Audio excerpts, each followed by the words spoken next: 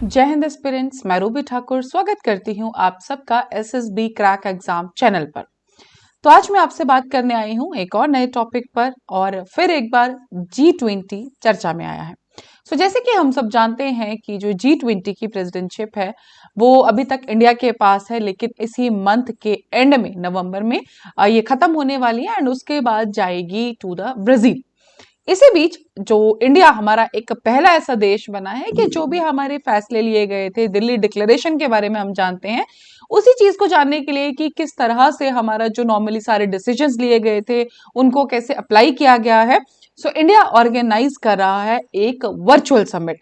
आज का जो पूरा वीडियो लेक्चर है ये उसी वर्चुअल समिट के बारे में है कि क्या इसमें एजेंडा रहेगा। चलिए जानते हैं। Virtual G20 summit is on the cards. जैसे कि मैंने आपको अभी बताया कि जो नवंबर में हमारी प्रेसिडेंटशिप फॉर द G20 खत्म होने वाली है, दिसंबर 1 से ब्राजील इसको अज्यूम कर लेगा। इसी बीच में नरेंद्र मोदी जी आज ही अटेंड करेंगे, हमारे इनॉर्गेनाइज करेंगे, that is virtual G20 summit. तो उसको चेयर कर रहे हैं हमारे नरेंद्र मोदी जी, क्योंकि हमारे पास ही इंडिया के पास ही प्रेसिडेंटशिप है।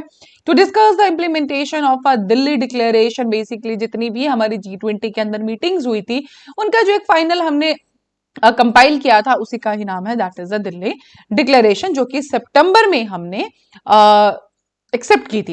And several new challenges that have emerge since then. उसके बाद भी काफी ज्यादा चैलेंजेस, जैसे कि अभी हम इजराइल गाजा वाला वॉर देख रहे हैं, उन्हीं सब चीजों के ऊपर बात की जाएगी।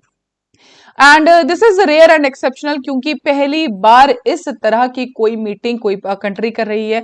इससे पहले कभी भी किसी कंट्री ने अपनी प्रेसिडेंटशिप के दौरान ऐसी कोई मीटिंग नहीं की है। No other presidency held such a meeting to take forward the guidance provided by the participating leaders into action for just and equitable world. तो पहली बार इस तरह की मीटिंग, एक रिव्यू मीटिंग जिसको आप कह सकते हैं, उस तरह की मीटिंग जो की है, that is the India became the first country in doing this.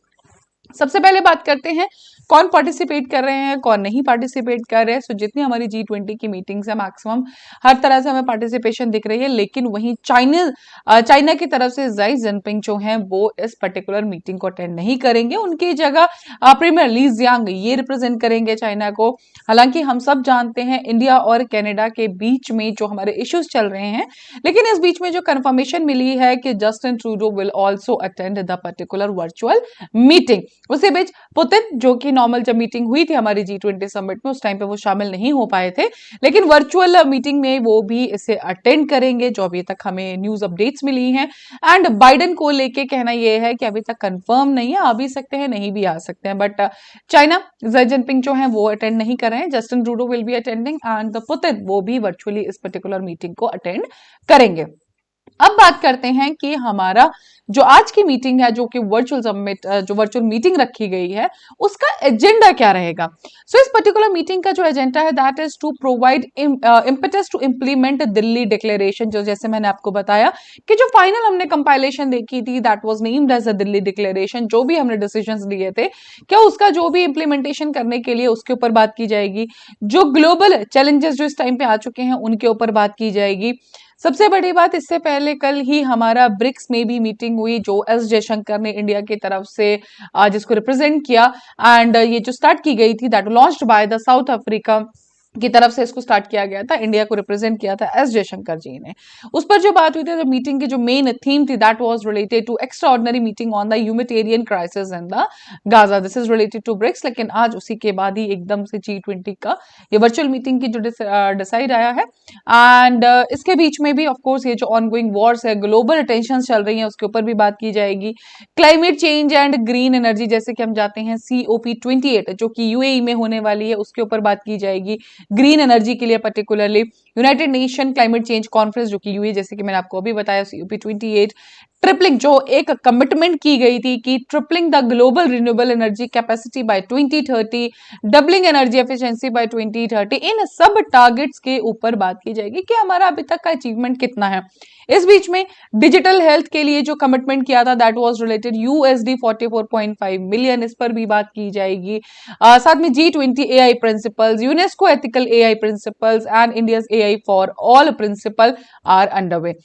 सबसे बड़ी बात, जितनी विमेन लीडरशिप की, टेक इक्विटी, इन सब चीजों पे टोटली बात की जाएगी। सो बात करें तो जितना भी हमारा उन पर्टिकुलर G20 मीटिंग्स के अंदर डिसाइड हुआ था, दिल्ली डिक्लेरेशन स्पेसिफिकली, और बाकी जो ग्लोबल चैलेंजेस आए हैं, जैसे कि वॉर सिचुएशंस हैं, ग्लोबल टेंशंस आई हैं कंट्री के बीच में, इंडिया और कनाडा के बीच में जैसे कि इश्यूज चल रहे हैं, तो हर एक चीज के ऊपर जरूर जो आशा लगाई जा रही है कि बिल्कुल बात की जाएगी। So that was related to this particular agenda for G20 virtual meet. तो दैट्स ऑल और दिस पर्टिकुलर अपडेट। अभी आप स्क्रीन पे देख रहे हैं हमारे कुछ courses related to SSB interview. SSB crack exam तैयारी कराता है आपको इंटरव्यू की बिल्कुल ऑनलाइन। हर महीने हमारे बैचेस बैठते हैं, आप इनको ज्वाइन कर सकते हैं।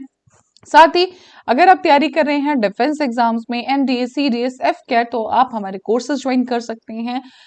As given in your syllabus, सारे सब्जेक्ट्स का सिलेबस कवर किया जाता है। जब भी आप किसी कोर्स में एनरोल करें उस टाइम पे ये डिस्काउंट कोड जो कि है वॉरियर 10, ये जरूर अप्लाई कीजिए and you will get a 10% of on that particular course.